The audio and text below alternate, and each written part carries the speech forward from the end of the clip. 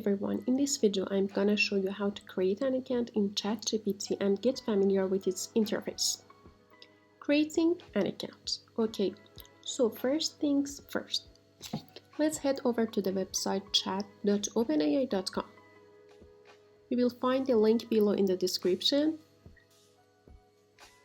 Here you have two options. If you already have an account, simply log in using your credentials. If this is your first time using the tool, you will need to sign up.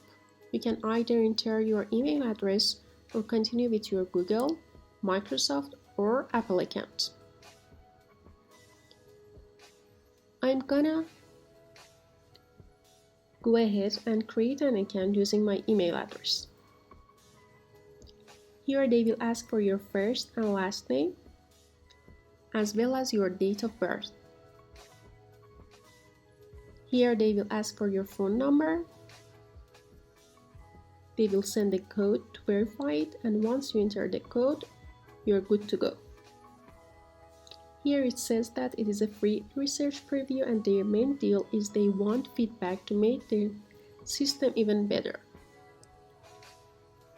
Oh, and heads up, there might be some misleading or biased info in there. By the way, they specifically say not to share any sensitive info, so keep that in mind. And here they are asking for your 2 cents. Let them know what you think by giving a thumbs up or thumbs down. Interface. Alright, let's take a look at the interface here. On the left side, you will see the chat creation section. Each chat you create will remember what you have typed before. It's actually a real cool feature of ChatGPT. But if you want to switch to a whole new topic, you will need to create a new chat. Keep that in mind. Now, moving down to the bottom left corner, we have these 3 dots. If you click on them, you will see a few options. There's also a settings option. Once you click on it, you will see general icon where you can choose the display theme. You can customize how the ChatGPT page looks, whether it's dark, light, or the system default. And here is also an option to clear all chats here. Now let's move on to the data control section. Here you will find the chat history and training button. You can choose whether you want the browser to save your chat history or not. And if you turn on the export data option, all your chats will be saved in a downloadable file and sent to your email. By the way, ChatGPT also has a Plus version, which is a paid one that you can upgrade to, but honestly, the free version that I'm using right now is really good as it is. Alright guys, let's take a look over here.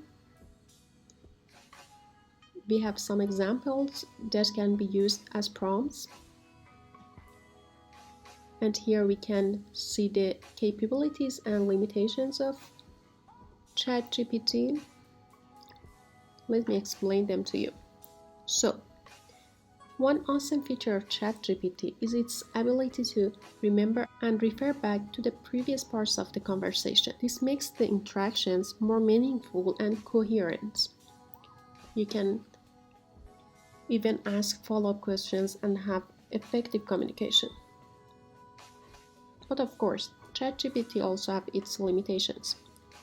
Sometimes it might give inaccurate, especially with ambiguous or misleading prompts. And if it's not properly monitored and guided, it could generate biased or controversial contents.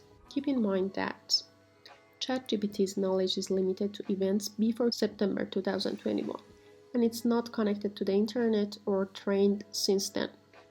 So it's always a good idea to fact check or verify information provided by Chatgpt, especially for critical or sensitive topics. Also, the way you phrase your input can affect the responses you get. So being aware of these limitations can help you make the most out of ChatGPT. And by the way, ChatGPT can understand and generate responses in multiple languages. While its proficiency may vary across different languages, it generally handles a wide range. But it's worth noting that ChatGPT performs best in English and may have more limitations or reduced performance in less commonly spoken languages.